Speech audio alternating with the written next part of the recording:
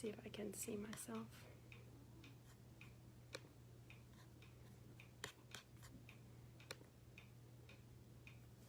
Where you can see if anybody's on here. One person is watching. All right. So, 2 people are watching. We'll get started then. So my name is Alex. I am, of course, a coach here at WAG. I'll start with a little bit about myself to see who, to tell you guys a little bit about myself. I became a WAG client about 2.5, almost over 2.5 years ago. I was looking for just another, a way to just improve my performance, and I wasn't doing really well with what I was doing in terms of nutrition, and I thought I needed a unbiased opinion I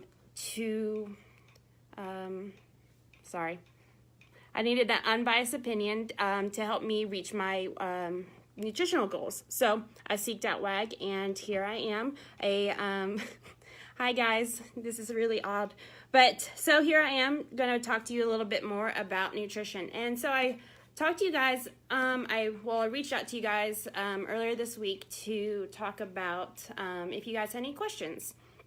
And some of you had some really great questions, so I want to make sure that I answer those questions here in my Facebook Live. I'll also try to touch on a little bit of competition nutrition because I really like to talk about that stuff. And plus with the CrossFit Games going on, I thought, why not? Hi guys. So let's get started. I had a question about the importance of nutrition when recovering from an injury or sickness. And if it is important to stick with your current plan, or do you need to implement a change? I say nutrition is really, really important. About a little over a year ago, I actually sprained my ankle doing a workout, and during that time, I still focused in on my nutrition. I kept, of course, my training had to change a little bit, but my nutrition still stayed a focus for me. The reason why is because your body needs nutrition in order to heal. It's still important. You still got to eat, so you might as well just focus on that. I did talk to my coach right away and say, hey, I just sprained my ankle. Training is not going to be the same. What am I supposed to do now? So, of course, we made some changes. Carbs got cut. Fats got cut. It all was fine. Didn't gain any weight. Didn't do anything detrimental by any means. Still stuck with my goals and still made a lot of progress. I actually think that because I stuck with my nutrition so well, I was able to recover a little bit better and a little faster. Talking about if you're sick. If you're sick and you're physically not able to eat, don't even worry about your macros. That is not really an issue. I always stress to all of my clients, if you're sick and you physically cannot eat, don't worry. Focus on getting healthy. That is number one. And once you're healthy, you can then start incorporating eating again. Now, I will say that if you are sick and you're not able to eat, you still want to make sure that you stay hydrated. Hydration is key. I always stress to my clients, water, maybe Gatorade, Pedialyte, if you can drink some soup, some bone broth, different things like that to just keep, something, hi guys, something in your system and to stay hydrated. So definitely focus in on nutrition when you're sick. Again, I will stress that you do need to always talk to your coach for extra advice. If you have been sick for, multiple weeks, especially in the winter, we all get really sick. Not we all get sick, but there may be a chance that you get the flu or stomach virus, and then, things aren't going the way you want to go in terms of trying to get back on track. Talk to your coach. Maybe take a step back and focus in on just building a healthy plate. Maybe focus in on only weighing one macro of the other. All of us coaches have great strategies to get you guys back on track if you feel like you have kind of stepped off track, if that makes sense. So hopefully I have I've answered your question about the whole injury or sickness and how to recover from that. Now let's move on to the next topic of question. Sleep. Nutritional habits and sleep routines. I stress this so much with all of my clients, the importance of sleep. I feel like I talk about this almost daily, with every single check-in. I ask about, how are you sleeping? Do you have a sleep routine? Have you set one? Because I think that is a night and day difference. It has really helped me in terms of improving my sleep, getting the right amount for my body so that way I can recover and have really great energy. So some tips for you guys is to, number one, stay away from the TVs and electronics and the phones about an hour before bed. Allow your body to start relaxing. Allow your body to start, your mind shutting down, that type of thing. When we are watching the TV or looking at social media, we're starting to get our brain is stimulated, and we actually need to lower that stimulation, start calming down, so that way our body can start producing melatonin naturally.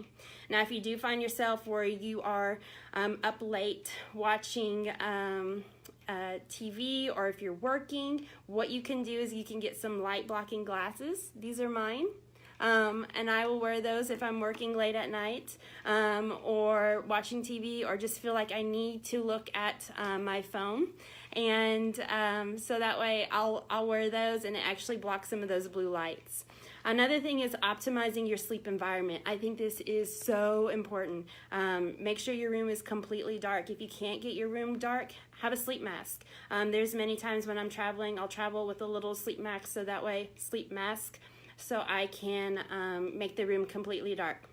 Try to make it as cool as you can. I know a lot of you guys are having different heat waves, so it's a little hotter than normal, but if you can, try to make it as cool as you can. I like to try to set my temperature to 67, 68 degrees at night, so that way it is nice and cool. Have a fan if you need to. Some nutritional aspects of sleep is to make sure that you try to cut caffeine out around 12 p.m. You also want to make sure you're starting to reduce fluid intake probably about an hour to 2 hours before you plan on going to sleep, so that way you don't wake up in the middle of the night having to use the restroom. Usually if you can taper it down, more likely you won't have to wake up there in the middle of the night. Also, certain foods can interrupt your sleep. So if you're eating sugary foods right before bed, it could spike your insulin, spike your cortisols a little bit, so you might want to watch out for that. So if you need to focus on more of the lower glycemic foods, so things like vegetables, I know they're boring, but vegetables, complex carbohydrates, maybe things like oatmeal, different things like that can actually help lower that blood sugar, so that way you can start sleeping a little bit better. I think that covers some of the sleep aspects. It's really about creating a routine, so that way you have something to follow every single night. Every night I will turn off the TV, I'll do a few stretches, I'll start diffusing some oils. I will follow that routine, and that usually allows my body to think about, oh hey, it's time to go to sleep. So that is my sleep advice for that. Another question to stem off of that is that one of you guys asked what's the benefits or downsides to eating in the middle of the night when you should be sleeping. There's not necessarily benefits that I know of. The downsides of eating in the middle of the night is that, one, it's going to interrupt your sleep, so you're not getting that full 7 to 8 hours of sleep there in the middle of the night. Second is you're going to have to figure out where to put those carbs or those fats or those macros. So whether you're wanting to count it for the day before or the previous day or the next day, you're still going to have to count for those macros somewhere. So it's definitely important that you log that. And that was really the only downsides of eating in the middle of the night, is that you'll just have to interrupt your sleep and then also have to count for those macros somewhere. To stop eating in the middle of the night, more than likely it's a habit. If you've developed that habit to where you expect a small meal somewhere there in the middle of the night, so just trying to break that habit is going to help stop eating in the middle of the night. Making sure that you stayed fueled throughout the entire day, so eating regularly throughout the day so you're never getting too hungry or anything like that can definitely help with eating in the middle of the night. Maybe plan a meal or a snack about an hour before bed if you can, so that way you're not tempted to get up and eat that snack there in the middle of the night. Let's see. The next question is, what are nutritional differences for a CrossFitter versus a weightlifter, powerlifter versus a runner? This is kind of you can really get really deep into this question, but I'm going to try to keep it as simple as possible, so that way I don't take a lot of your time. I know the CrossFit Games are happening right now. But more than likely, CrossFitters, their body prefers carbohydrates, so you definitely need to focus on your carbohydrates around your workouts. Definitely. I always like to make sure that I tell everybody to have the majority of the carbs before and after your workouts, so that way you're fueling your body and you're also recovering. Protein should definitely be of importance as well with CrossFitters. You also, so moving on, runners. If you're a runner, carbs are still essential. You still need those carbohydrates in order to fuel your running, your mileage.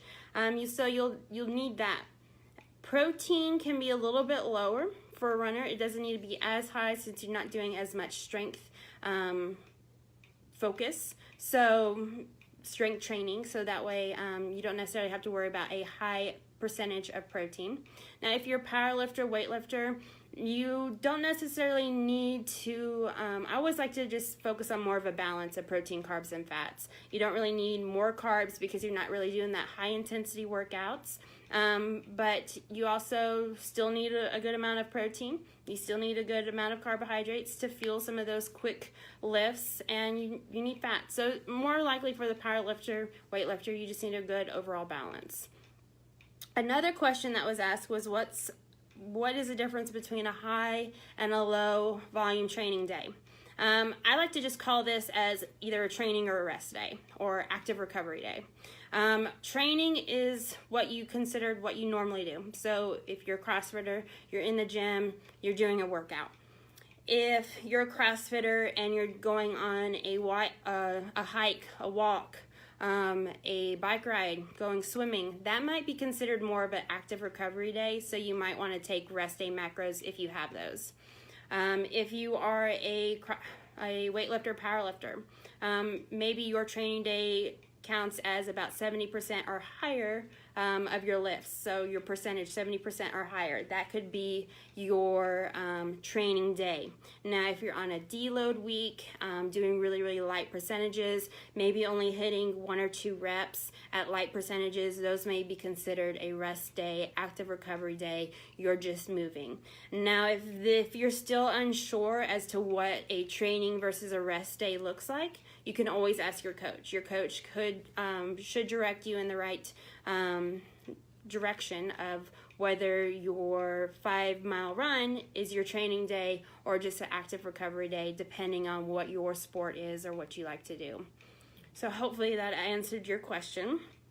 Now, if you guys have any more questions, you can still definitely let me know in the comments. But I want to move on to competition game day eating. I stress this a lot, that you never just don't want to go in without a plan whatsoever and just kind of fly by the seat of your pants and think, oh, I'll just eat, when I'm hungry. That usually never works. A lot of times with competitions, you're not hungry, your adrenaline is high, you're nervous because you're about to do a workout in front of people, so you always want to go in with a plan. I always like to stick to my normal breakfast. I don't like to change anything. I'll still have my eggs, my oatmeal, my fruit, just keep it normal. Business as usual. Yeah, I might not be as hungry because I'm a little bit nervous, that type of thing, but I still eat. I usually allow myself about 2 to 3 hours with that. So that way it's starting to digest a little bit. Now, usually that will hold me off until the first workout, so that way I can just get that workout in and I'm good to go. If I do start feeling like I am needing a little bit of carbohydrates, I'll drink something like a Gatorade or some kind of carbohydrate drink, a little sip here or there. That usually helps me kind of feel like I'm getting some carbohydrates in and start fueling that exercise. Now, between workouts, I have this very regiment thing that I've always followed, and it works for me. I will actually consume like 2 of the baby food packets or applesauce packets, whatever you like. I'll get various ones, but usually it will add up to about 30 grams of carbohydrates between workouts. So that usually holds me over. If I'm feeling a little bit more hungry and if it's a little bit longer in between events, I'll snack on like a little protein beef jerky stick. I'm not big on drinking protein or drinking macros. I prefer to eat. So that's where I'll just eat a little stick of protein, and it just helps me, get through that time in between events. Usually there's some kind of lunch break in between events, so that's where I'll actually eat a little bit more of a dense meal.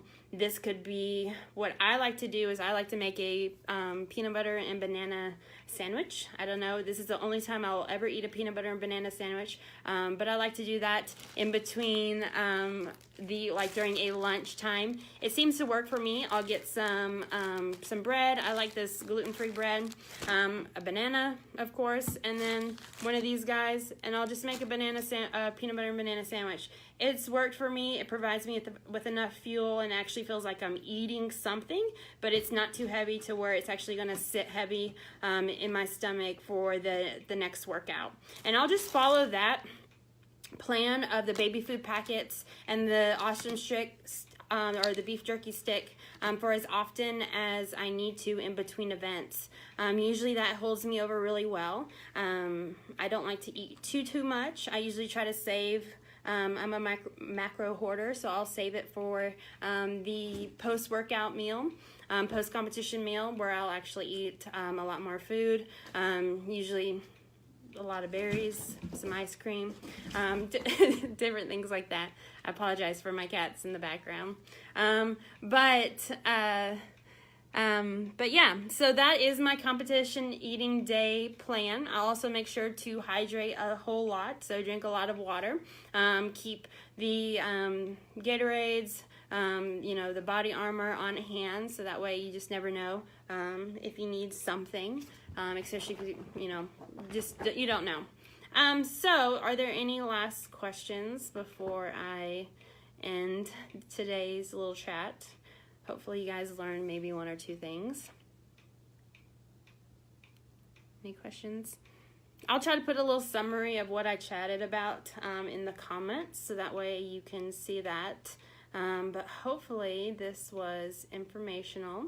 I'm glad one of my co-hosts was able to join in today. But if there's no other questions, guys, I appreciate the 8 or 9 of you who watch this. Hopefully some of you will watch it a little bit later, but I believe that is all for now. I hope you guys have a great rest of your Friday. Enjoy watching the CrossFit Games. I know I'll be watching it all weekend long, and if you ever have any questions, you can always ask me, or you can always ask your coach, different things like that. So bye guys.